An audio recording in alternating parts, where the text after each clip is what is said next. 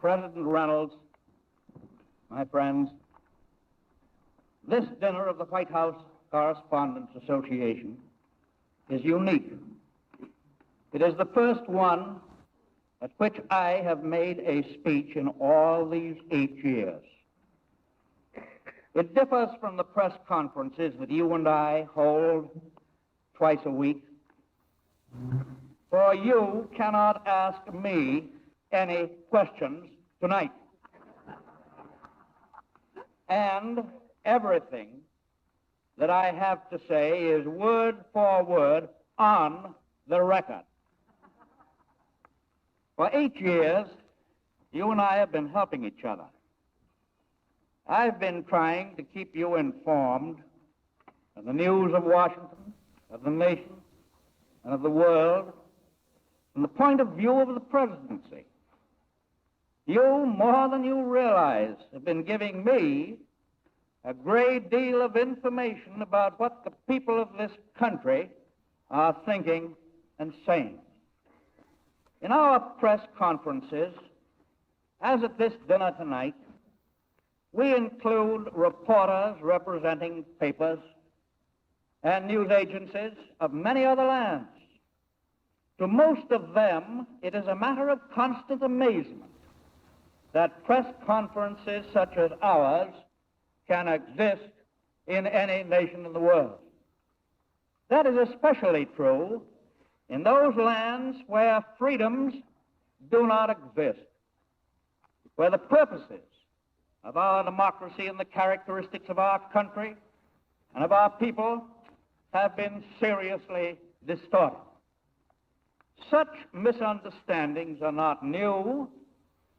I remember a quarter of a century ago that in the early days of the First World War, the German government received solemn assurances from their representatives in the United States that the people of America were disunited, that they cared more for peace at any price than for the preservation of ideals and freedom, that there would even be riots and revolutions in the United States if this nation ever asserted its own interests.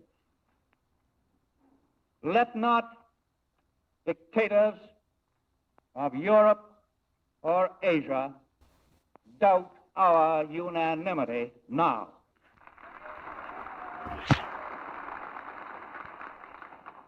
Before the present war broke out on September 1st, 1939, I was more worried about the future than many people, indeed than most people.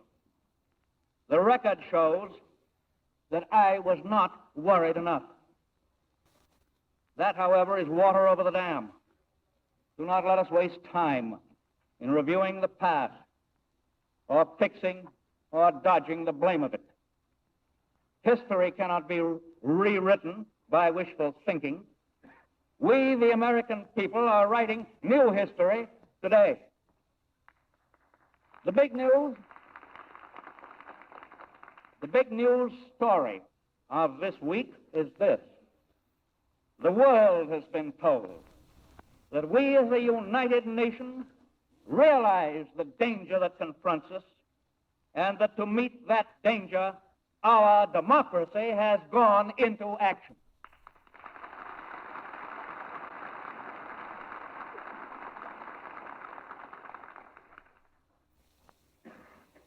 We know that although Prussian autocracy was bad enough in the First War, Nazism is far worse in this.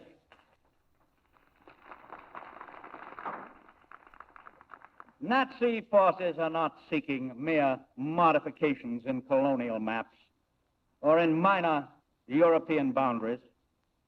They openly seek the destruction of all elective systems of government on every continent, including our own. They seek to establish systems of government based on the regimentation of all human beings by a handful of individual rulers who seize power by force. Yes, these men and their hypnotized followers call this a new order. It is not new, and it is not order.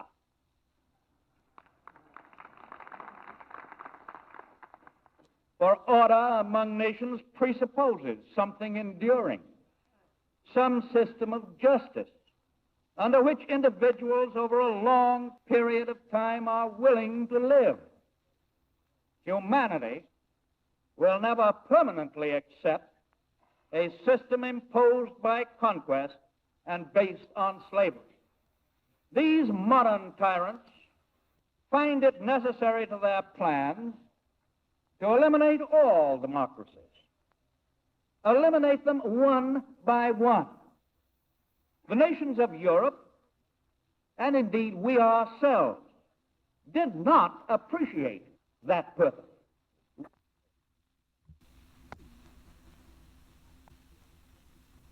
We do not.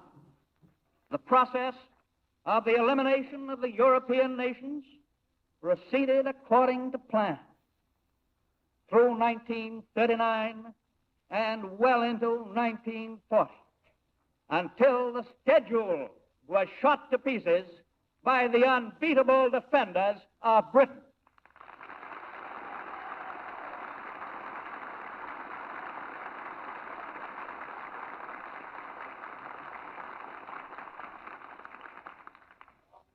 The enemies of democracy were wrong in their calculations for a very simple reason. They were wrong because they believed that democracy could not adjust itself to the terrible reality of a world at war.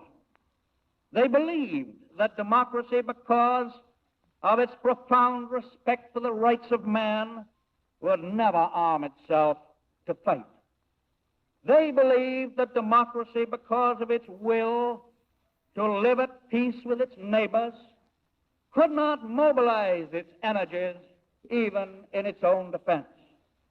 They know now that democracy can still remain democracy and speak and reach conclusions and arm itself adequately for defense.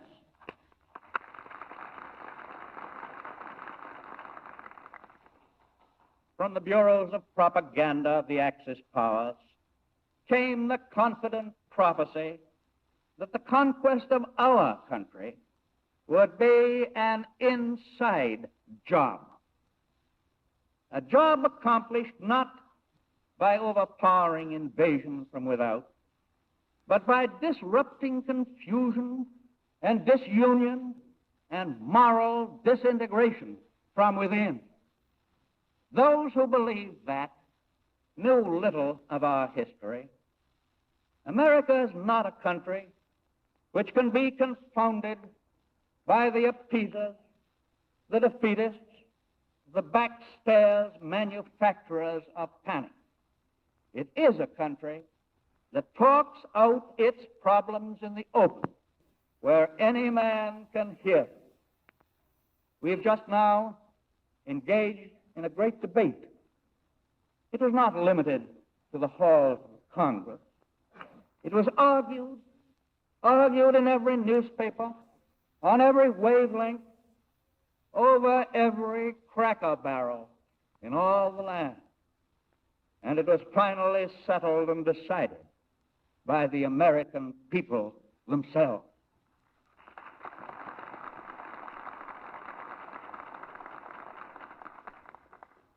Yes, the decisions of our democracy may be slowly arrived at.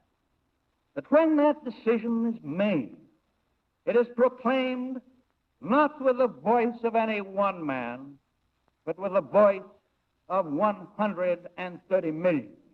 It is binding on us all, and the world is no longer left in doubt.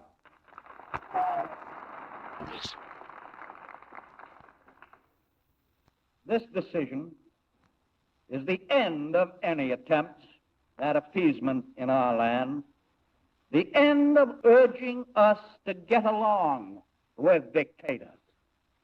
the end of compromise with tyranny and the forces of oppression. And the urgency is now. We believe firmly that when our production output is in full swing, the democracies of the world will be able to prove that dictatorships cannot win. But now the time element is of supreme importance. Every plane, every other instrument of war, old and new, every instrument that we can spare now, we will send overseas, because that is the common sense of strategy.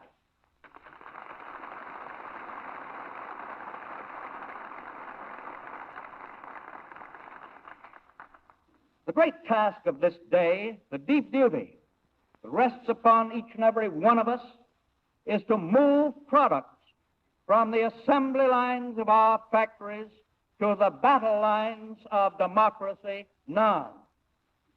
We can have speed, we can have effectiveness if we maintain our existing unity.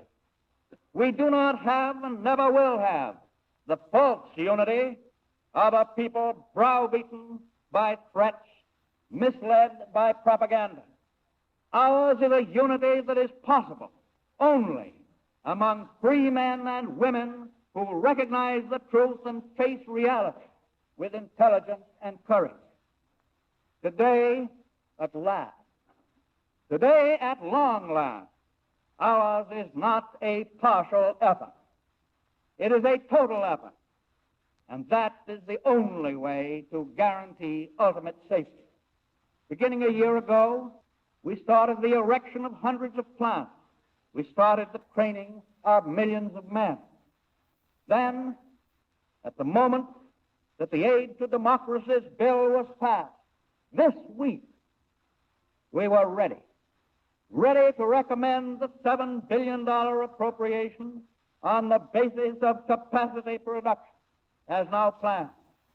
The articles themselves, why, they cover the whole range of munitions of war and of the facilities for transporting them across the seas.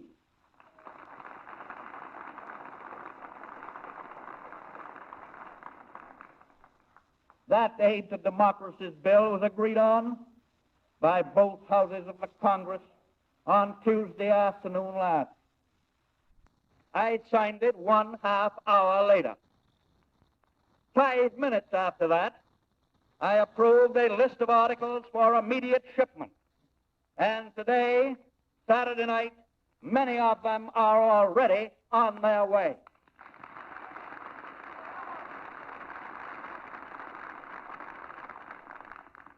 On Wednesday, I recommended an appropriation for new material to the extent of $7 billion. And the Congress is making patriotic speed in making the money available. Here in Washington, we are thinking in terms of speed, and speed now. And I hope that that watchword, speed and speed now, will find its way into every home in the nation. We shall have to make sacrifices, every one of them. The final extent of those sacrifices will depend on the speed with which we act now. I must tell you tonight, in plain language, what this undertaking means to you in your daily life.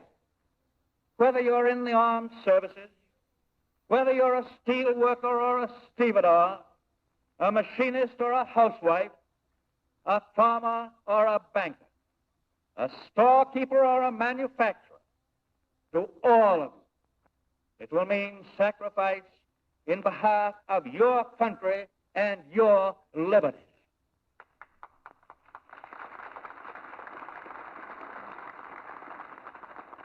Yes, you will feel the impact of this gigantic effort in your daily lives. You will feel it in a way that will cause to you many inconveniences. You will have to be content with lower profits, lower more profits from business because obviously your taxes will be higher. You will have to work longer at your bench or your plow or your machine or your desk. Let me make it clear that the nation is calling for the sacrifice of some privileges, not for the sacrifice of fundamental rights.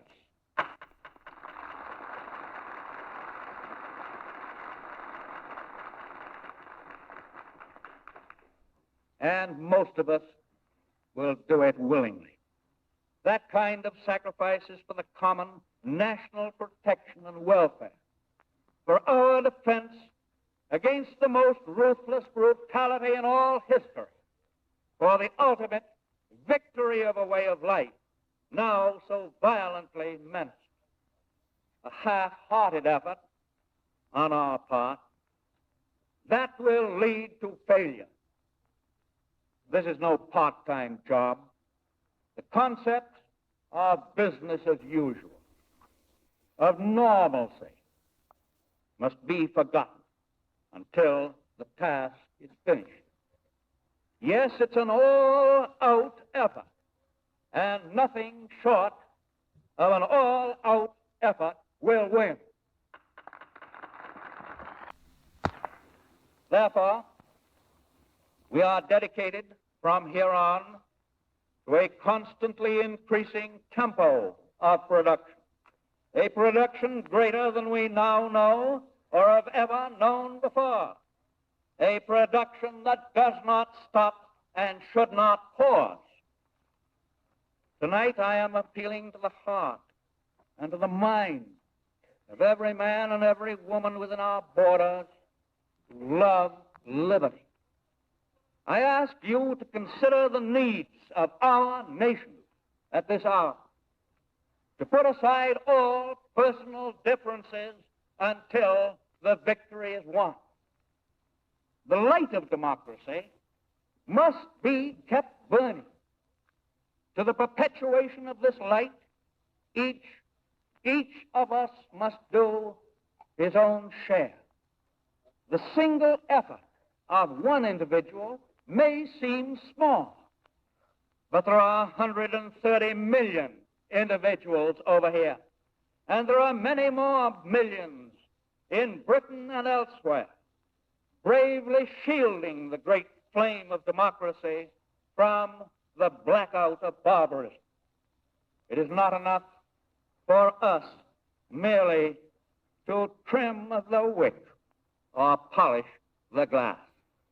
The time has come when we must provide the fuel in ever-increasing amounts to keep that flame alight. There will be no divisions of party or section or race or nationality or religion. There is not one among us who does not have a stake in the outcome of the effort in which we are now engaged. A few weeks ago, I spoke of 4 freedoms. Freedom of speech and expression. Freedom of every person to worship God in his own way. Freedom from want. Freedom from fear. They are the ultimate stake. They may not be immediately attainable throughout the world, but humanity does move toward those glorious ideals through democratic processes. And if we fail, if democracy is superseded by slavery, then those 4 freedoms, or even the mention of them, will become forbidden things. Centuries will pass before they can be revived. By winning now, we strengthen the meaning of those freedoms. We increase the stature of mankind. We establish the dignity of human life. I have often thought that there is a vast difference between the word loyalty and the word obedience. Obedience can be obtained and enforced in a dictatorship by the use of threat or extortion or blackmail, or it can be obtained by a failure on the part of government to tell the truth to its citizens. Loyalty is different.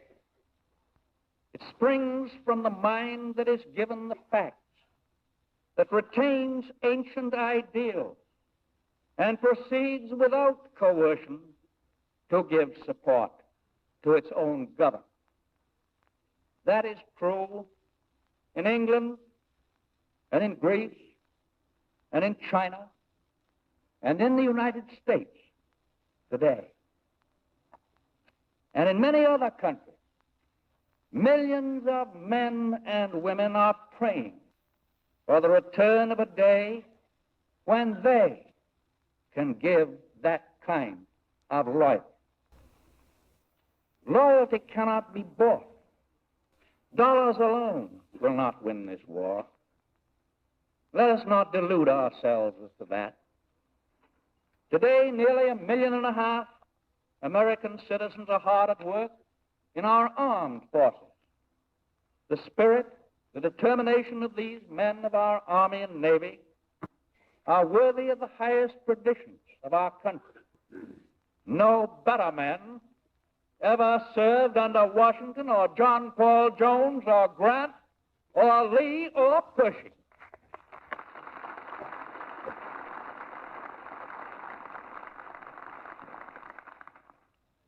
That is a boast, I admit, but it is not an idle one.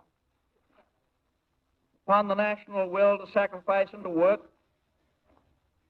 depends the output of our industry and our agriculture. Upon that will depends the survival of the vital bridge across the ocean, the bridge of ships that carry the arms and the food for those who are fighting the good fight. Upon that will depends our ability to aid other nations which may determine to offer resistance. Upon that will may depend practical assistance to people now living in nations that have been overrun, should they find the opportunity to strike back in an effort to regain their liberty. And may that day come soon.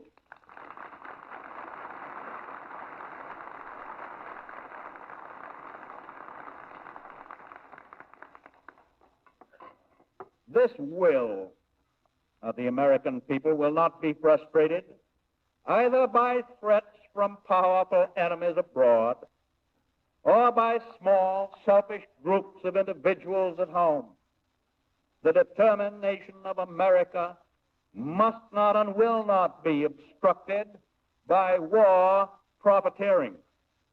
It must not be obstructed by unnecessary strikes of workers, by short-sighted management.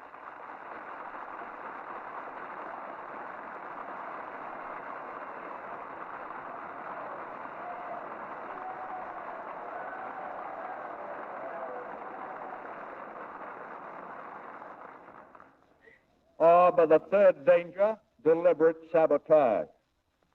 For unless we win, there will be no freedom for either management or labor.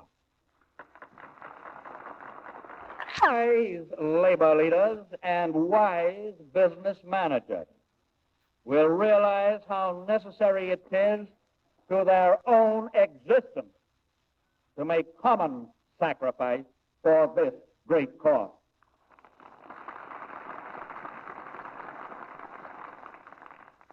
There is no longer the slightest question or doubt that the American people recognize the extreme seriousness of the present situation.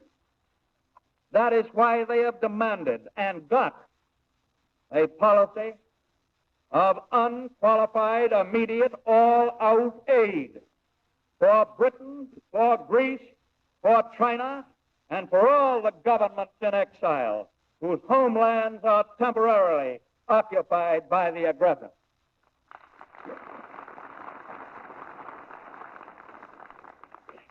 And from now on, that aid will be increased, and yet again increased, until total victory has been won.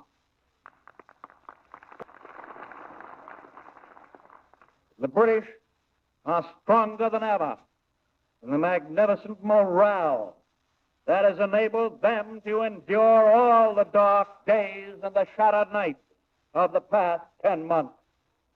They have the full support and help of Canada, of the other dominions, of the rest of their empire, and the full aid and support of non-British people throughout the world who still think in terms of the great freedom.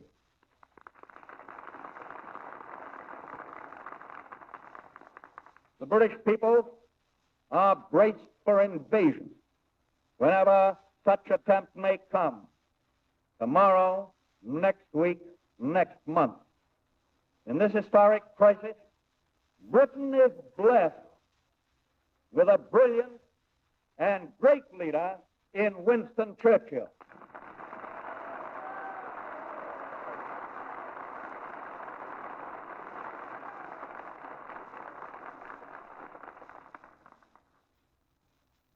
But knowing him, no one knows better than Mr. Churchill himself that it is not alone his stirring words and valiant deeds that give the British their superb morale.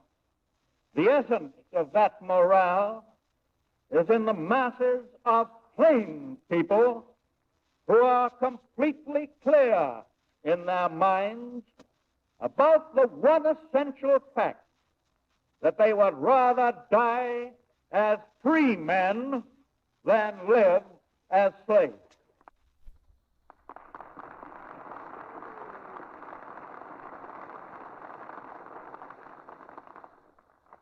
These plain people, civilians, as well as soldiers and sailors and airmen, women and girls, as well as men and boys, they are fighting in the front line of civilization at this moment, and they are holding that line with a fortitude that will forever be the pride and the inspiration of all free men on every continent, on every isle of the sea.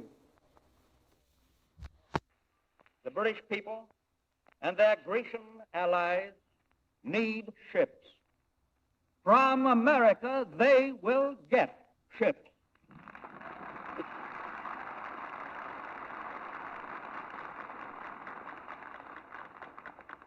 They need planes. From America, they will get planes. Yes, from America, they need food. And from America, they will get food. They need tanks and guns and ammunition and supplies of all kinds. From America, they will get tanks and guns and ammunition and supplies of all kinds. China likewise expresses the magnificent will of millions of plain people to resist the dismemberment of their historic nation. China, through the Generalissimo, Chiang Kai-shek, asks our help. America has said that China shall have our help.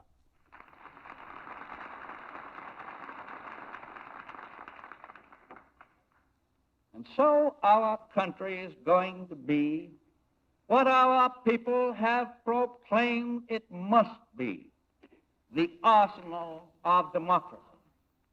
Our country is going to play its full part. And when, no, I didn't say if, I said when, dictatorships disintegrate, and pray God that'll be sooner than any of us now dare to hope,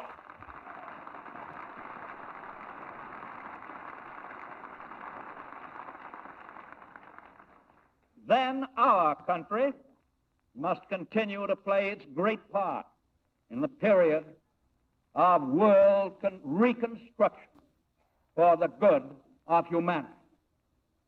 We believe that the rallying cry of the dictators, their boasting about a master race, will prove to be pure stuff and nonsense.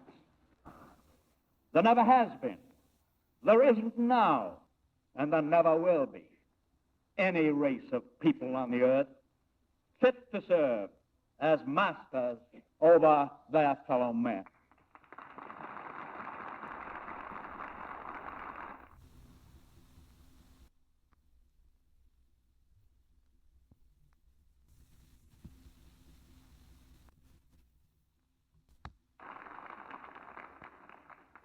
The world has no use for any nation which, because of size or because of military might, asserts the right to goose-step to world power over the bodies of other nations and other races.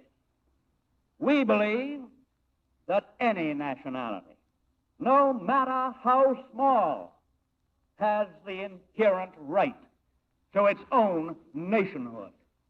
We believe that the men and women of such nations, no matter what size, can, through the processes of peace, serve themselves and serve the world by protecting the common man's security, improve the standards of healthful living, provide markets for manufacture and for agriculture. Through that kind of peaceful service, every nation can increase its happiness, banish the terrors of war, and abandon man's inhumanity to man. Never in all our history, never in all our history of Americans faced a job so well worthwhile. May it be said of us in the days to come that our children and our children's children rise up and call us blessed.